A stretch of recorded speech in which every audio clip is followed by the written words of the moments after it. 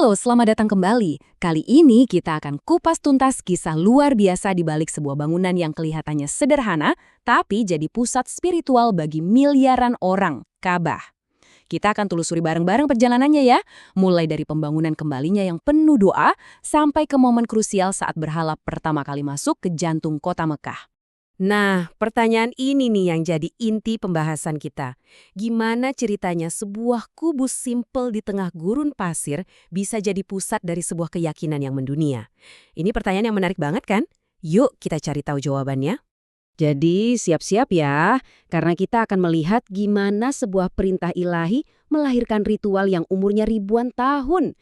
Dan gimana tindakan satu orang bisa mengubah total lanskap spiritual sebuah kota untuk generasi-generasi setelahnya.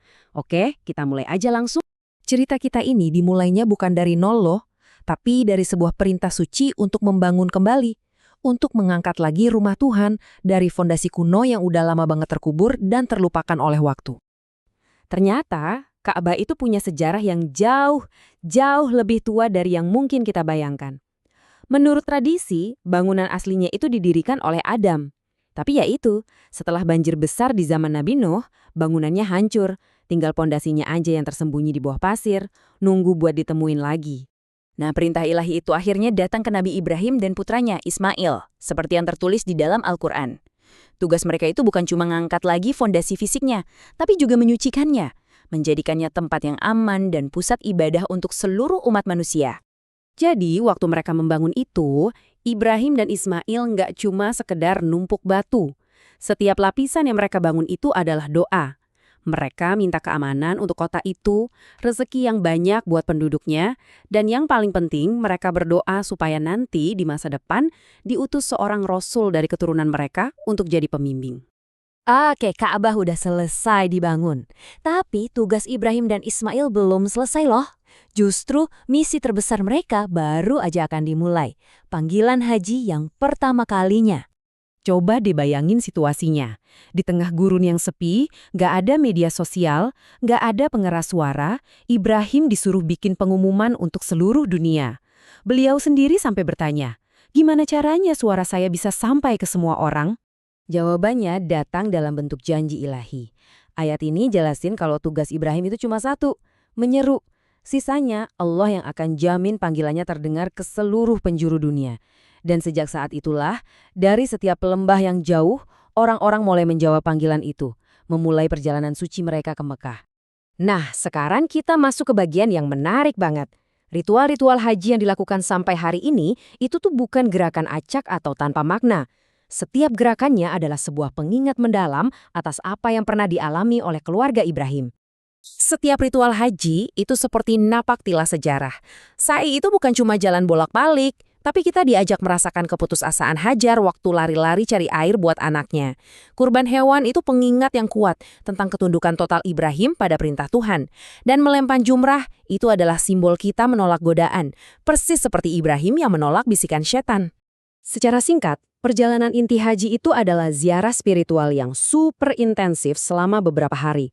Dimulai dengan kumpul di kota tenda Mina, puncaknya di Padang Arafah dengan doa yang khusyuk, lanjut malamnya istirahat di bawah langit berbintang di Muzdalifah, dan diakhiri dengan ritual-ritual terakhir yang mengulang kembali kisah Ibrahim, Hajar, dan Ismail. Selama bergenerasi-generasi, ajaran tauhid murni dari Ibrahim ini dijaga baik-baik di Mekah. Tapi, ya, roda sejarah terus berputar, dan sebuah perubahan besar sudah ada di depan mata. Titik baliknya itu terjadi waktu kekuasaan berganti. Suku Jurhum yang tadinya menjaga tradisi Ibrahim akhirnya kalah. Suku baru, Khuza'a, mengambil alih kendali Mekah, dan pemimpin mereka, Amr bin Luhai, seorang yang dihormati karena kedermawanannya, justru dialah yang tanpa sadar akan menanam benih perubahan besar. Ini nih poin yang krusial banget.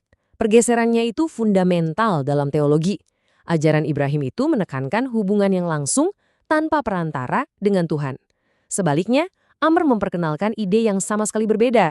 Gagasan kalau manusia itu butuh perantara fisik seperti patung untuk bisa mendekatkan diri pada Tuhan. Nah, sekarang kita sampai di momen yang mengubah lanskap spiritual Mekah untuk selamanya. Momen ketika sebuah objek fisik dibawa masuk untuk menyaingi rumah Tuhan itu sendiri. Ceritanya begini.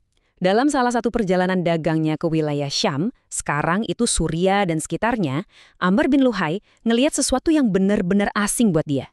Dia melihat orang-orang berkerumun di sekitar patung-patung, menyembah benda buatan tangan mereka sendiri.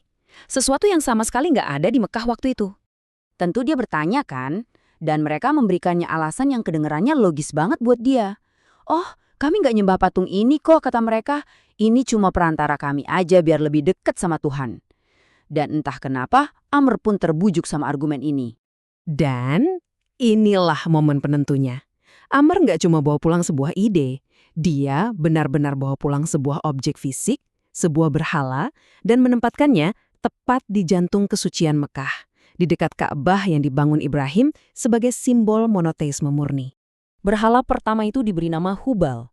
Dan tindakan Amr ini seperti membuka keran air bah, yang tadinya cuma satu, dengan cepat jadi banyak. Nggak lama, puluhan, lalu ratusan berhala mengelilingi Ka'bah. Secara tragis, pusat monoteisme yang didirikan Ibrahim berubah jadi pusat politeisme. Kisah Isyaf dan Naila ini contoh yang sempurna banget tentang gimana makna bisa hilang di telan waktu. Awalnya mereka ini manusia yang diubah jadi batu sebagai hukuman dari Tuhan karena berbuat dosa di dekat Ka'bah. Patung mereka itu jadi peringatan. Tapi setelah bergenerasi-generasi, cerita aslinya dilupakan. Nah, Amr bin Luhai ini malah mengambil simbol hukuman tadi dan, ironisnya, mengubahnya jadi objek untuk disembah. Kisah Hubal, juga Isyaf dan Nailah, meninggalkan kita dengan sebuah pertanyaan yang penting banget. Ini bukan cuma soal sejarah kuno ya, tapi juga tentang bagaimana kita menjaga kemurnian makna dalam tradisi dan ritual kita sendiri di zaman sekarang. Renungan yang bagus kan?